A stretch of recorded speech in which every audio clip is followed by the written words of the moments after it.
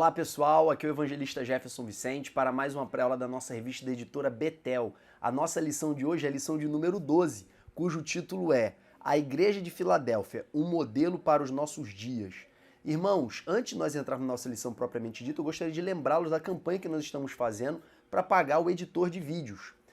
Tem um rapaz que está editando os vídeos agora para o canal e eu estou ajudando ele com ajuda financeira e peço que você que tem o desejo de ser participante dessa obra, que você possa fazer uma doação de R$10. Nós colocamos disponíveis aqui na descrição do vídeo 3 contas bancárias. Sinta-se à vontade para estar fazendo essa doação. Não esqueça também de enviar um WhatsApp, me enviando o comprovante dessa doação. Pode ter certeza que a sua doação será muito bem empregada no exercício da obra de Deus. Vamos então para a nossa lição, irmãos. Eu dividi a nossa aula de hoje basicamente em 4 tópicos. O primeiro tópico eu vou falar acerca das 7 igrejas da Ásia, de um modo geral, de maneira também muito breve. No nosso tópico 2, que é o tópico principal, nós vamos falar acerca do texto específico que fala acerca da Igreja de Filadélfia. No nosso tópico 3, nós vamos falar de maneira mais específica sobre o ponto aí dessa carta que fala sobre a perseguição. E no nosso tópico 4, nós vamos falar acerca das 3 características da Igreja de Filadélfia. Na verdade, eu vou citar apenas 2, que é o equivalente ao nosso tópico 3 da nossa revista, tá? Então eu dividi a exposição de hoje em 4 tópicos, e com certeza, eu não tenho dúvida nenhuma que isso vai enriquecer muito a aula de vocês que são professores da Escola Bíblica Dominical. Então vamos agora para o nosso tópico 1, que são as 7 igrejas da Ásia. A primeira coisa que nós temos a dizer sobre essas 7 igrejas é que elas ficavam num território, numa província romana chamada de Ásia. Essa província ela não se confunde com o continente asiático que nós temos hoje. O continente asiático, hoje que é o maior continente do mundo, ele é diferente da província da Ásia. A província da Ásia é pequenininha. Abrange ali o território ocidental da Turquia. Então é uma província pequena. Assim como tinha a província da Ásia, nós tínhamos várias outras províncias naqueles dias. Nós tínhamos a província da Acaia, que é onde ficava Atenas, que é onde ficava Corinto. Nós tínhamos a província da Judéia, a província da Galileia, a província de Samaria. Então essas divisões administrativas citadas no Novo Testamento eram províncias romanas. Então existiam 7 cidades naquela província da Ásia e em cada uma dessas cidades tinha uma igreja. É claro que tinham mais igrejas ali naquela região em outras cidades, como por exemplo a cidade de Colossos, ficava ali também na Ásia. E temos outras cidades também da Ásia citadas no Novo Testamento, mas que não estão entre essas 7 cartas enviadas por João. Outro fator importante também aqui mencionar é que essas cidades elas ficavam meio que numa rota de entrega de cartas. A cidade de Patmos ficava próximo de Éfeso, então João enviou como a primeira igreja a cidade de Éfeso e depois foi passando para Esmirna, Pérgamo e assim foi se direcionando até a igreja de Laodiceia. Então a ordem aí é uma ordem da entrega das cartas. No decorrer da história, irmãos, teve várias pessoas que tentaram interpretar essas 7 cartas como 7 fases da igreja, como 7 momentos da igreja. Isso tudo são especulações, tá? O que nós temos são 7 igrejas que realmente existiram, que tiveram problemas concretos, e aí o desdobramento dessas cartas, eles podem ou não ter alguma repercussão durante a história da igreja. Mas a gente não tem como afirmar isso nem assegurar isso, como eu já vi em várias pregações. E a igreja de Filadélfia era a 6ª igreja dessa ordem de João, justamente porque ela era a 6ª cidade que ficava nessa rota aí de entrega de cartas. Data de fundação dessas igrejas.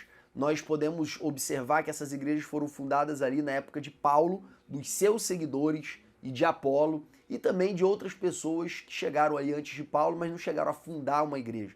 Nós vemos que quando Paulo chegou em Éfeso, já tinham cristãos em Éfeso que conheciam o batismo de João Batista, mas não conheciam o batismo com o Espírito Santo. Então já existiam cristãos lá. Mas foi Paulo que fundou a igreja na cidade de Éfeso e a cidade de Éfeso se tornou um polo missionário ali para toda a Ásia. Foi através da cidade de Éfeso que Paulo fundou várias outras igrejas, como Colosso, Laodiceia e outras igrejas mais que ele menciona em suas cartas. Então, Paulo foi o principal fundador. E por que os cristãos, irmãos, eles eram muito perseguidos durante esse período aí? A religiosidade romana, irmãos, era uma religiosidade politeísta, ou seja, eles eram bastante tolerantes com os deuses de outros territórios.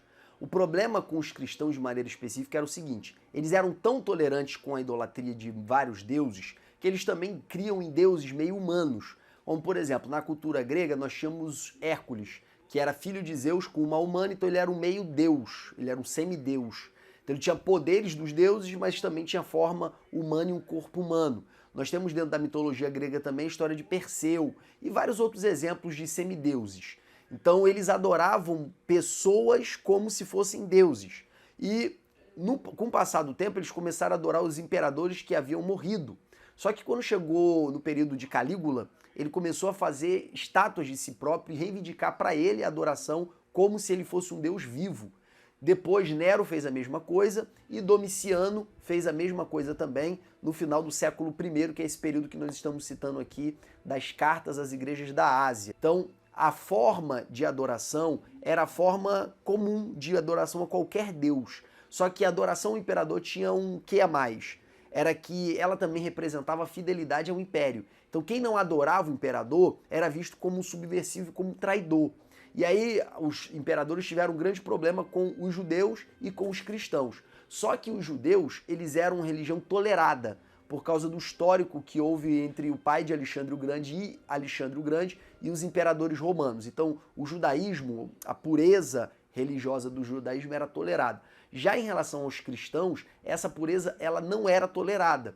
Então os romanos, eles não aceitavam que os cristãos não oferecessem incenso e culto ao imperador.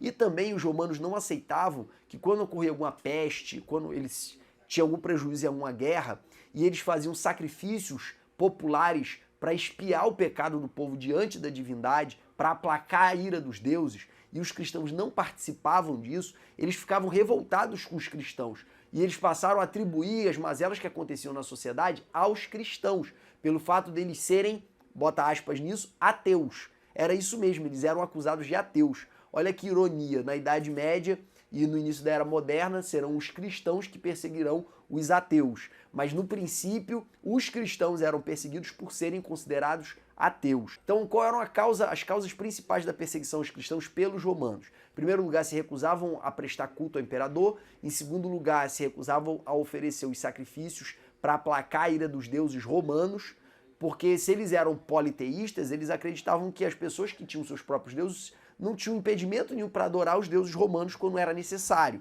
Então, existia uma revolta com os cristãos por se negarem a fazer e prestar essa adoração. Em terceiro lugar, porque os romanos consideravam a religião cristã uma superstição, e dentro da mentalidade racionalista, filosófica da elite romana, todo tipo de crendice que acreditava em cura, em expulsão de demônio, em milagres, eles viam como uma superstição, eles viam de maneira muito negativa. E outro fator também importante é que começaram a surgir boatos acerca dos cristãos de que eles eram canibais, por causa da ceia, porque eles se reuniam para comer o corpo e o sangue do Senhor. As pessoas ouviam isso de fora e achavam que eles comiam carne humana mesmo. Outra coisa, era muito comum entre os romanos matarem crianças com defeito, e os cristãos pegavam essas crianças que eram abandonadas pelas famílias romanas e cuidavam dessas crianças. Então eles imaginavam que eles pegavam essas crianças para comer. Outra coisa, como eles se chamavam de irmãos e se casavam entre si, começou a surgir o boato de que os cristãos eram incestuosos, e o incesto era visto como uma maldição dentro da religiosidade romana. Então eles eram acusados injustamente desses males e por causa disso também eles eram perseguidos. Então os cristãos das igrejas ali da Ásia, eles tinham todos esses fatores contra eles, tá? E além de tudo isso, ainda tinha perseguição dos judeus, que não aceitavam os judeus cristãos no convívio deles nas sinagogas. Então eles expulsavam os cristãos das sinagogas. A estrutura das cartas, irmãos, é basicamente parecida. Em primeiro lugar, a carta é enviada ao anjo da igreja. Em segundo lugar, da igreja de ou da, e aí ele cita o nome da cidade.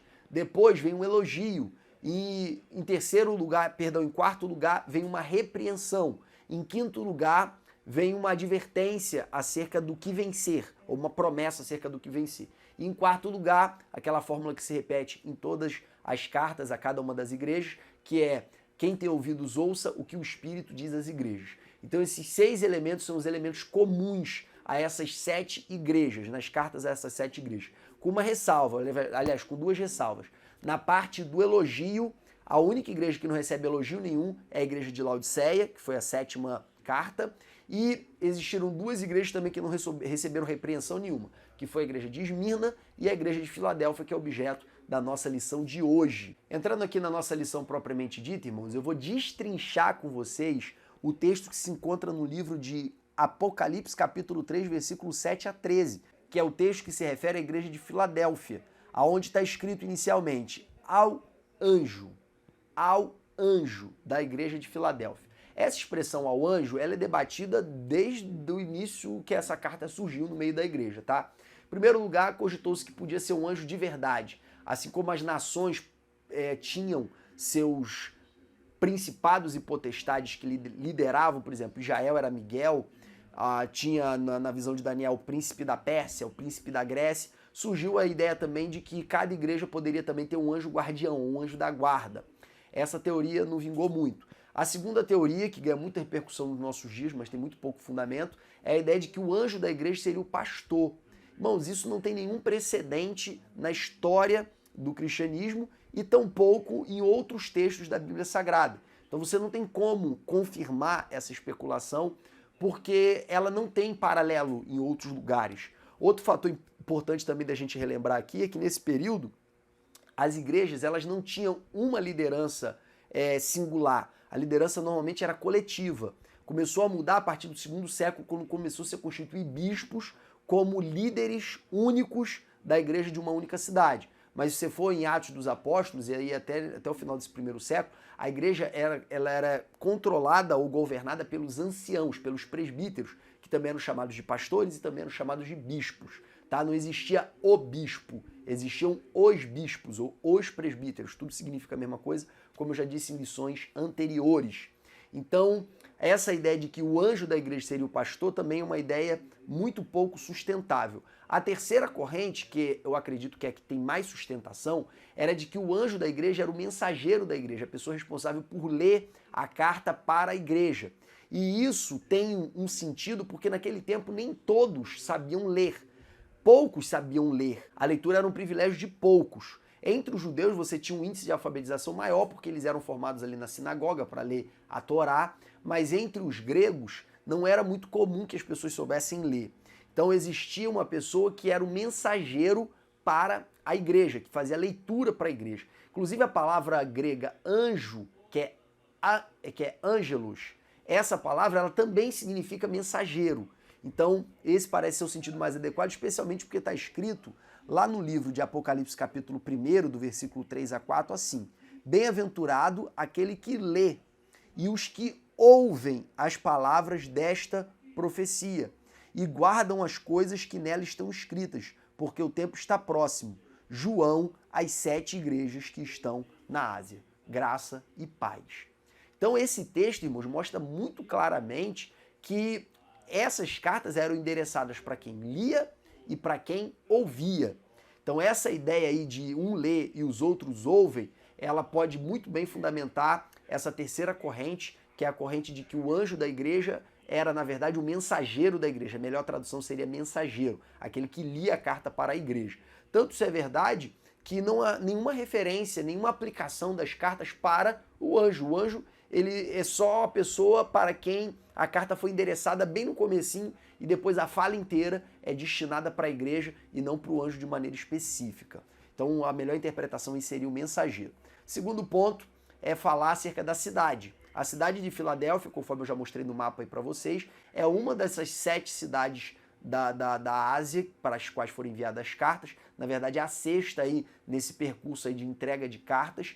Ela era uma cidade pequena porque tinha alguns terremotos, não tinham tantas pessoas nessa cidade. Outro fator importante é que ela foi fundada por volta do ano 140 a.C., era uma cidade relativamente nova. Outro fator importante era que o nome Filadélfia significa amor fraterno. Então, essa cidade, ela, ao ser fundada, foi fundada em homenagem a um irmão do fundador, que era Átalo. Ele fundou em homenagem ao seu irmão e deu o nome Filadélfia, que é amor fraterno, amor de irmão. E daí, irmãos, nós já podemos extrair a primeira lição para nós aqui na nossa exposição de hoje, que é que a igreja padrão é uma igreja onde impera o amor fraterno. O próprio Jesus disse lá no livro de João, capítulo 13, versículo 32, 33 e 34, que ele dava para nós um novo mandamento. No Antigo Testamento você já tinha um mandamento de amar Deus sobre todas as coisas e amar o próximo como a si mesmo. Só que Jesus ele aprofundou a intensidade desse amor. Se eu tenho que amar o próximo como a mim mesmo, qual é o limite do meu amor ao próximo? É o amor que eu tenho a mim mesmo. Então eu não devo amar o próximo mais do que eu me amo. Só que Jesus veio e dá um novo mandamento. Um novo mandamento vos dou. Não que você ame o próximo como a ti mesmo, mas que vocês amem uns aos outros assim como eu vos amei. Bom, Jesus amou a igreja como ele amou a si mesmo? É claro que não, senão ele não teria morrido. Ele amou mais a igreja, mais a vida da igreja do que a sua própria vida, e por isso mesmo ele se entregou e morreu. E é por isso que ele fala, um novo mandamento vos dou. Então, o amor que Jesus quer é mais profundo, é mais intenso que o amor que a antiga aliança estabelecia, que era o amor ao próximo como a si mesmo. Outro fator importante que a gente tem que entender acerca do amor do Novo Testamento era que ele alcançava qualquer pessoa. Quando o Antigo Testamento dizia ame o teu próximo, a ideia que se tinha é ame o outro judeu, o judeu obediente, o judeu fiel, ele é o teu próximo. Tanto isso é verdade que o fariseu que foi questionar Jesus, quando Jesus pergunta como ele lia a lei, ele responde que os principais mandamentos é ama a Deus e ama o próximo. Mas querendo se justificar, perguntou a Jesus, e quem é o meu próximo? Por que ele queria se justificar? Porque ele não amava todo mundo. E ele, na concepção farisaica dele, ele não precisava amar todo mundo. E é por isso que ele faz a pergunta, quem é o meu próximo? E aí Jesus vem e conta a parábola do bom samaritano. E Jesus conclui assim, quem foi o próximo daquele homem? E a conclusão óbvia foi o samaritano. Então, quem é o nosso próximo? O nosso próximo é quem está ao nosso alcance. O nosso próximo é quem se aproxima de nós. Então, aquele homem que estava espancado ali, quem foi o próximo dele? Aquele que se aproximou dele. O sacerdote foi o próximo dele? Não, porque o sacerdote foi embora. O levita foi o próximo dele? Não, porque o levita foi embora. Já o samaritano, ele se aproximou daquele doente, daquele homem que estava ali espancado. Então, quem é o próximo na interpretação do texto bíblico? O próximo é quem se aproxima. Todo aquele que se aproxima de você é o teu próximo. É esse que você deve amar como Cristo nos amou. Outro fator importante é que sem amor nada importa, nada tem significado e nada tem importância na obra de Deus. Isso está muito claro em 1 Coríntios capítulo 13. Outro fator importante, aquele que diz que ama a Deus, mas aborrece o seu irmão é mentiroso. 1 João capítulo 4, versículo 20. Paulo também vai dizer que todos os mandamentos se resumem em dois. Ama a Deus e ama o próximo. Então o amor, irmãos, é o valor central da religião cristã. É o amor central. Ele é tão central, que se você não tiver amor, você não vai ser nada, ainda que você profetize, conhece todos os mistérios, dê todos os seus bens para os pobres, se não for por amor, nada disso vai adiantar. Então a centralidade do amor, ele faz com que também nós venhamos a ressignificar as prioridades da nossa vida cristã. Às vezes a pessoa, irmão, se preocupa muito em encher o pneu, calibrar o pneu, às vezes o pneu calibra ali com 32 e ele está com 29, ele faz questão de calibrar o pneu para fazer uma viagem, mas ele não abastece o carro. Quer dizer, o que seria prioridade para ele se ele está com pressa? Abastecer o carro para a viagem, porque sem combustível ele não anda, ou andar com o pneu calibrado no 32 ao invés do 29? Bom, se o pneu estiver calibrado no 29, o carro vai andar normalmente, estou falando de um carro de passeio. Agora, sem combustível ele não vai andar. É a mesma coisa a vida cristã. Sem misericórdia, sem amor, a nossa vida não serve para nada. Então a prioridade na vida cristã não é fazer cultos extraordinários, pregações maravilhosas, louvores transcendentais, ofertas fiéis, generosas, dízimos com rotina e frequência e constância. A vida espiritual do crente, irmãos, ela tem como prioridade o exercício do amor. Isso é a prioridade, esse é o valor vértice, é o valor principal do qual decorrem todos os outros. Então essa é a nossa prioridade, tá? Então a palavra Filadélfia, ela já dá para nós uma pista de como nós devemos ser como igreja. E aí o texto continua, e isto diz aquele que é santo e verdadeiro. A nossa lição, ela destaca essa palavra santo para falar acerca da santidade de Deus e destaca também essa expressão o verdadeiro para falar que Deus é a verdade. Eu não vou aprofundar nesses assuntos porque eu acho que eles não são tão relevantes aqui, tendo em vista outras coisas que eu ainda pretendo falar com vocês. O próximo ponto é que Jesus diz, eu tenho a chave de Davi, a porta que eu abro ninguém fecha e a porta que eu fecho ninguém abre, e eu tenho posto diante de vós uma porta aberta. E aí a continuidade do texto vem falando acerca daqueles que eram sinagogas de Satanás, que tinham expulsado esses cristãos do convívio, esses cristãos judeus do convívio deles na sinagoga. Então a ideia de chave de Davi é a chave do reino de Deus. E o que Jesus está falando para eles é o seguinte: ainda que os judeus expulsem vocês da sinagoga, não são eles que têm a chave do reino, sou eu que tenho a chave do reino. E ainda que vocês sejam expulsos do convívio do povo escolhido, eu quero dar uma boa notícia para vocês. Vocês são mais escolhidos do que o povo escolhido. Vocês são verdadeiro Israel. Então eu tenho a chave de Davi, eu tenho a chave do reino de Deus. E eu estou colocando uma porta aberta diante de vocês, que é a porta do reino. Nós vamos ver Jesus falar algo parecido também, lá em Mateus capítulo 16, versículo 16, onde ele fala para Pedro que ele entregou para Pedro as chaves do reino. E tudo que ele ligar na terra será ligado no céu, e tudo que ele desligar na terra será desligado no céu. Nós vamos ver Jesus repetindo isso em Mateus 18, do 18 ao 20, dizendo que todos aqueles que a igreja perdoar será perdoado, quem eles reter não será perdoado. Quem eles ligarem será ligado, quem eles desligar será desligado. Então Jesus, ele tem a chave do reino de Deus, que é a chave de Davi. E ele outorga para nós essa autoridade de ligar e de desligar, de abrir e de fechar. E aqui a gente está falando do reino de Deus. Na continuidade, ele fala acerca de eis o que farei com aqueles que são sinagoga de Satanás. Quer dizer, fica subentendido aí que esses que são da sinagoga de Satanás expulsaram eles da convivência ali dos judeus que não eram cristãos. Então esses que Jesus chama de sinagoga de Satanás, é bom lembrar também que Jesus já falou, se referiu aos judeus como filhos do diabo. Jesus, debatendo com os judeus, diz: vocês são filhos do diabo, vocês não são filhos de Abraão, não, vocês são filhos do diabo, porque o pai de vocês é homicida desde o princípio e vocês querem me matar.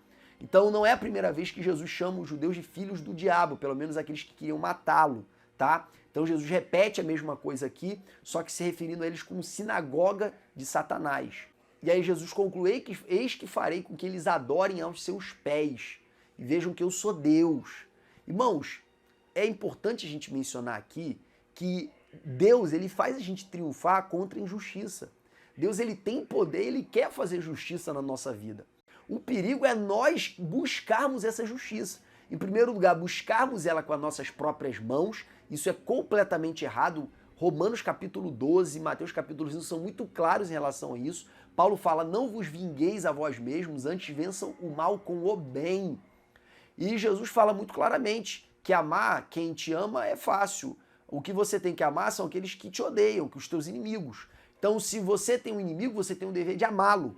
Se ele falar mal de você, você acabou de ganhar uma responsabilidade em relação a ele. Você tem que falar bem dele, você tem que bem dizer quem te maldiz. E quem quer o teu mal, você tem que orar por ele. Foi isso que Jesus ensinou. Paulo falou coisas parecidas em Romanos 12, falando que você tem que fazer o bem para quem te faz mal, para você amontoar brasa viva na cabeça dele, ou seja, deixar ele desnorteado.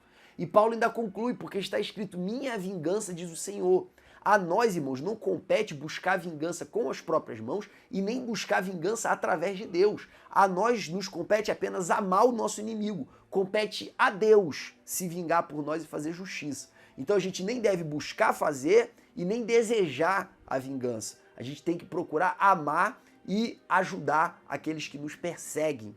Mas isso que Deus espera de nós não altera o seu plano de justiça. Outro ponto importante é a frase: eis que venho sem demora, guarde o que tens para que ninguém tome tua coroa.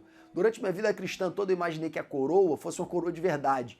E aí as pessoas falam: não, quando você ganha uma mão para Jesus, você ganha uma pedra na sua coroa. E aí eu pensei: rapaz, esses grandes evangelistas vão ficar andando igual a Carmen Miranda no céu, né? Com milhões de pedras na coroa. Irmãos, em primeiro lugar, esse negócio de pedra na coroa não tem referência bíblica. Isso aí é aquelas coisas que a gente vai falando e repetindo, daqui a pouco vira uma verdade sem estar na Bíblia. De tanta repetição que é realizada em relação a essa frase. Então essa história de pedra na coroa não existe. O que existe é: guarda o que tens para que ninguém tome a tua coroa. E o que é coroa, irmãos? Coroa é o signo de autoridade. Quando alguém recebe uma coroa, ela recebe uma função de rei. A coroa, ela designa um reinado. Então o que Jesus está falando aqui é: guarde o que tem para que ninguém tome o teu reinado. O reinado que você vai receber no tempo do milênio, que é o reinado milenar de Cristo, é a plenitude do reino de Deus, que vai estabelecer nessa terra, em Jerusalém, o reino prometido lá no Antigo Testamento.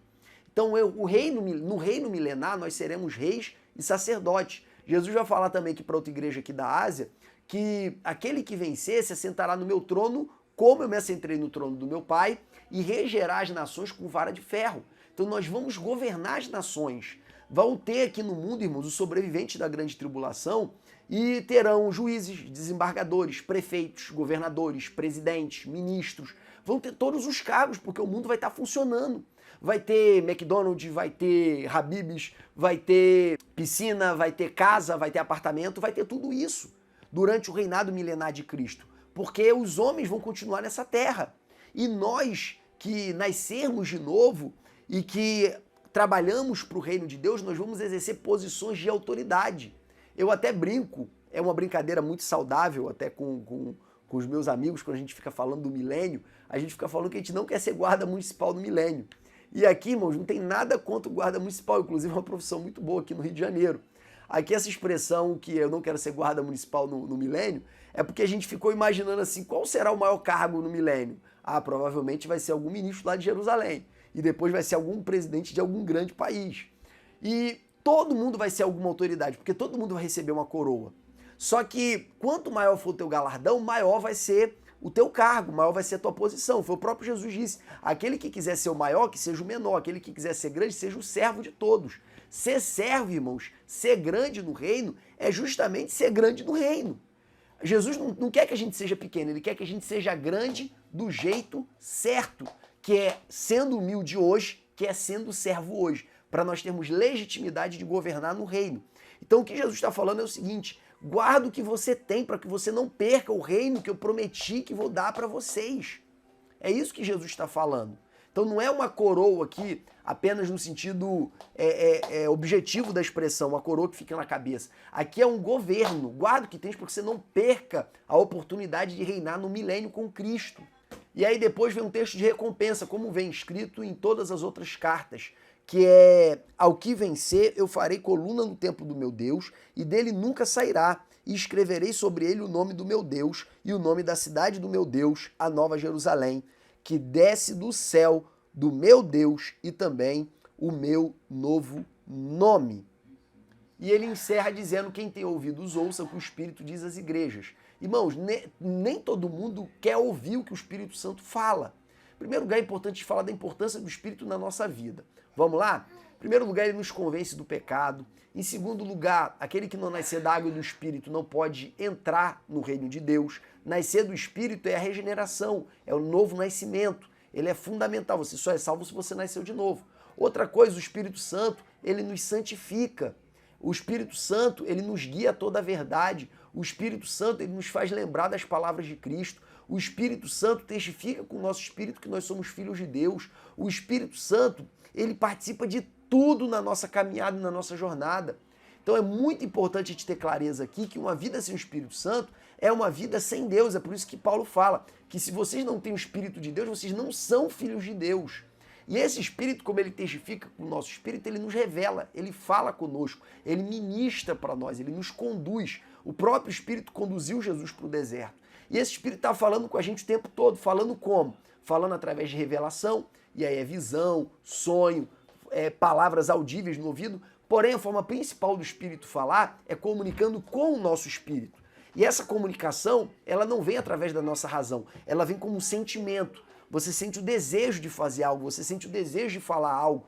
Então, irmão, ser guiado pelo Espírito não é ser guiado pela uma voz que fica falando no teu ouvido. É principalmente ser guiado pelo sentimento do Espírito. Como é que, Jefferson, você sabe que é o Espírito Santo? Porque você obedece uma vez e ele te prova que foi ele. Você obedece outra vez e ele te prova que foi ele. Você obedece outra vez e ele te prova que foi ele.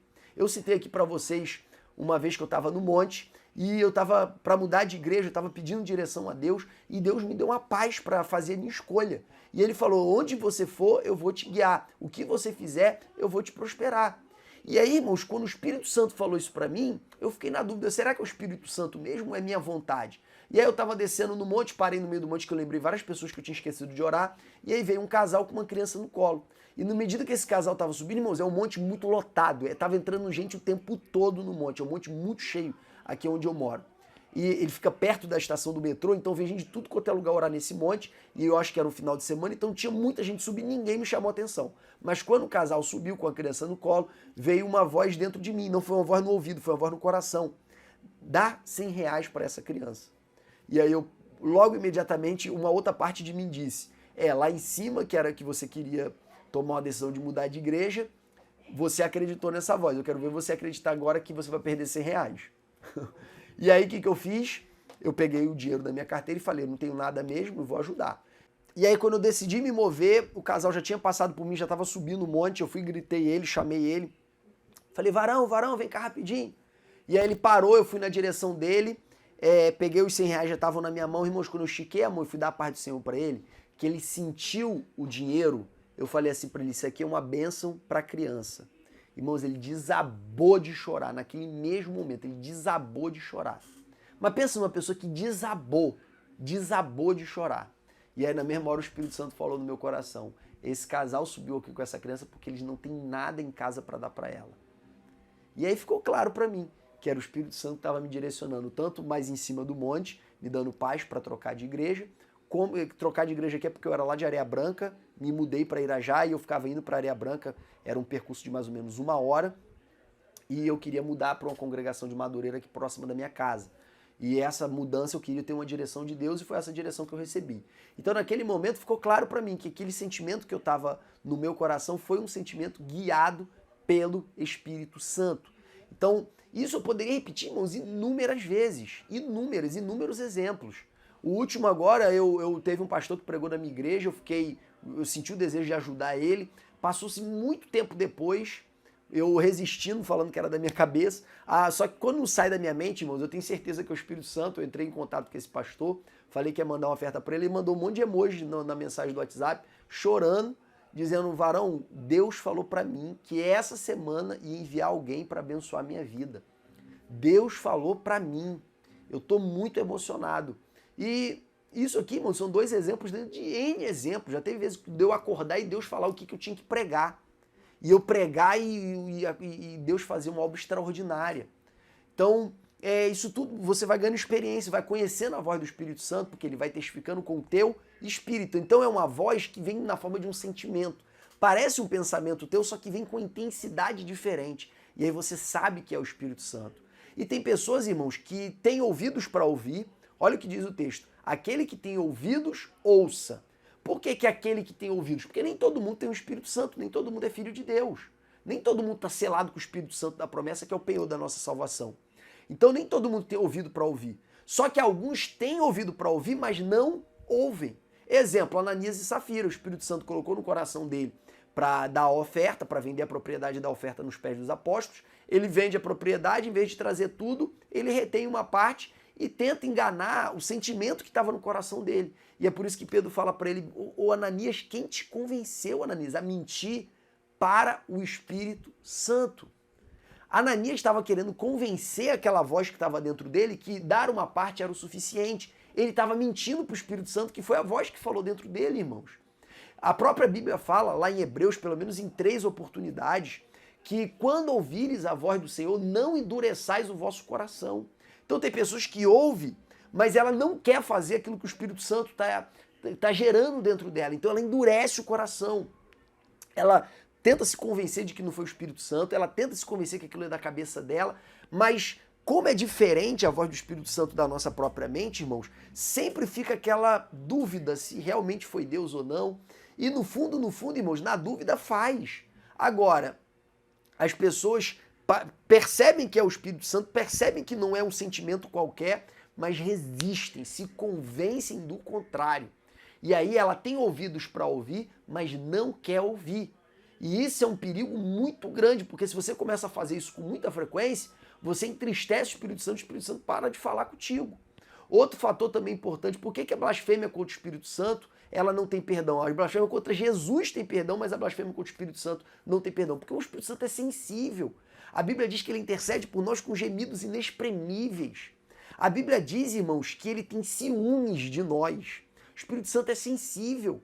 Então, se você blasfema contra o Espírito Santo, quem é que vai te convencer do pecado? O nosso arrependimento, irmãos, ele vem um produto de um convencimento do Espírito Santo. Então é impossível você ser convencido do pecado sem a ação do Espírito Santo. E se você blasfema contra ele, mesmo vendo que é ele que está fazendo, você dolosamente fala que não é, você está blasfemando contra o Espírito Santo e por causa disso o seu pecado não terá perdão. E nisso a gente encerra o nosso tópico 2. Vamos agora para o nosso tópico 3, que fala acerca da perseguição. Irmãos, eu já citei para vocês as causas que as igrejas ali da Ásia eram perseguidas, tá? Eu já fiz esse esclarecimento para vocês. E existem inúmeros textos bíblicos mostrando que a perseguição é algo normal na vida do cristão.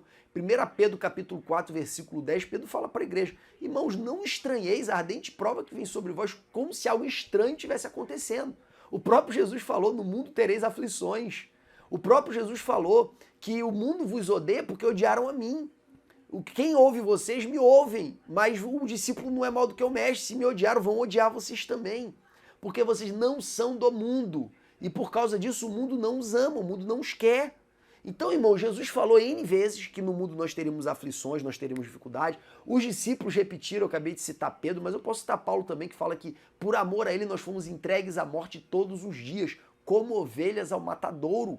Então, o sofrimento ele faz parte da vida cristã, ao ponto de Paulo dizer que nós fomos feitos como vaso de barro, para que a excelência do tesouro seja de Deus e não nossa. Porque em tudo somos perseguidos, atribulados, mas não desanimados, abatidos, mas não destruídos.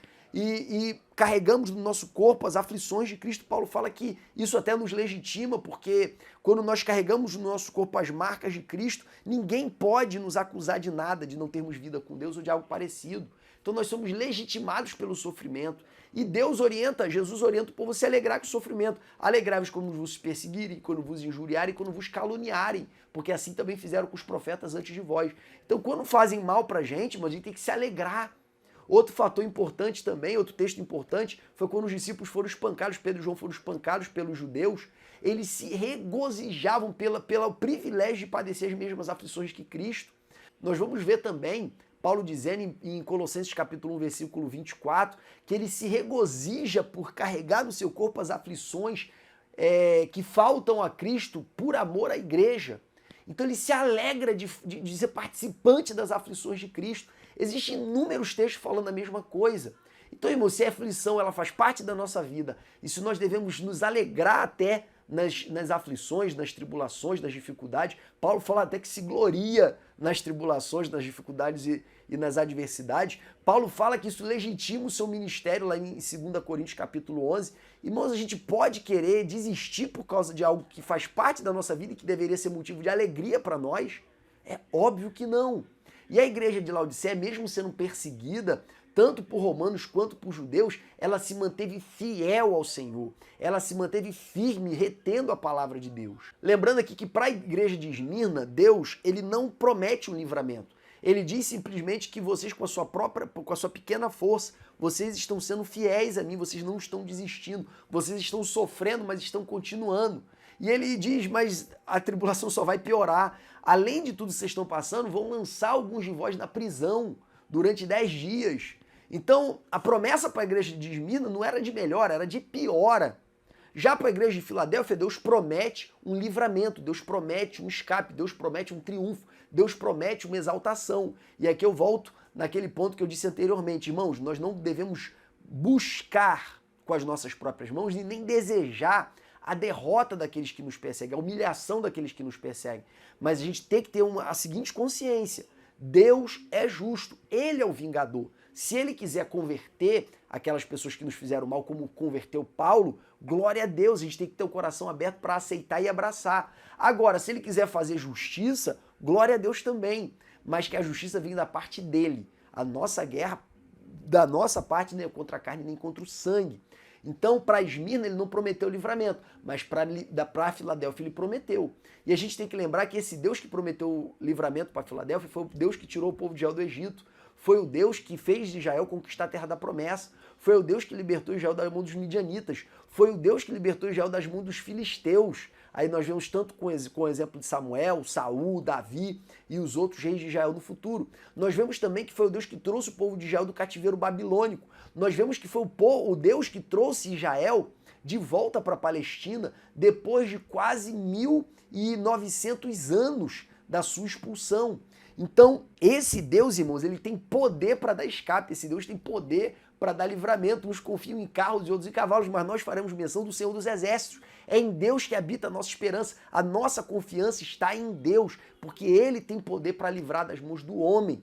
No nosso tópico 4, irmãos, é importante falar da importância da fidelidade, da importância da perseverança e de guardar a palavra. Irmãos, infelizmente, a nossa aula já ficou muito longa. Eu tenho várias coisas legais para falar acerca de guardar a palavra, eu tenho várias coisas legais acerca de perseverança, mas eu só vou falar aqui de fidelidade, porque realmente o tempo ficou muito escasso. Vamos falar então de fidelidade. A primeira coisa que a gente tem que falar é que Deus é fiel. Tem inúmeros textos, eu coloquei aqui no esboço que está na descrição do vídeo para vocês, mostrando o quanto Deus é fiel e que a Bíblia fala explicitamente que ele é fiel. E eu gostaria de lembrar aqui para vocês apenas o texto de 2 Timóteo capítulo 2, versículo 11 a 12, que diz que se o negarmos, ele nos negará, mas se formos infiéis, ele permanece fiel porque ele não pode negar a si mesmo. Deus é tão fiel, que ainda quando nós somos infiéis, ele permanece fiel para conosco dentro daquilo que ele nos prometeu. Deus é tão fiel, irmãos, que mesmo o povo de Israel se desviando do conserto inúmeras vezes, Deus sempre dava uma nova chance. E a maior de todas as chances foi a morte do seu Cristo, do seu Filho, na cruz do Calvário, para trazer uma nova aliança, uma aliança que jamais poderia ser quebrada. Então, Deus, ele é fiel, é da essência de Deus ser fiel. E ele busca os fiéis, conforme citou o texto lá de Salmos, capítulo 106, que está também tudo no nosso esboço, tá, irmãos? Em Salmo 106, Deus fala que ele busca os fiéis dessa terra. Nós vemos também, irmãos, que todos os textos de promessa aí das 7 igrejas da Ásia são ao que vencer alguma coisa, ao que vencer alguma coisa. Essa expressão ao que vencer, ela pode ser substituída, irmãos, para o ao que for fiel. Por que eu acho que a expressão ao que for fiel ela é mais adequada? Porque quando a gente fala de vencer, a gente sempre tem uma ideia de triunfo contra aqueles que nos fazem mal. Só que aí vencer não está nesse sentido, porque alguma daquelas pessoas que estavam sendo perseguidas, elas efetivamente seriam mortas. Vencer ali era permanecer fiel até o fim. Então, nós poderíamos facilmente dizer que ao que for fiel, darei que se assente no meu trono como eu assentei no trono do meu pai. Ao que for fiel, lhe darei um novo nome. Ao que for fiel, darei com que reine as nações e as reja com vara de ferro.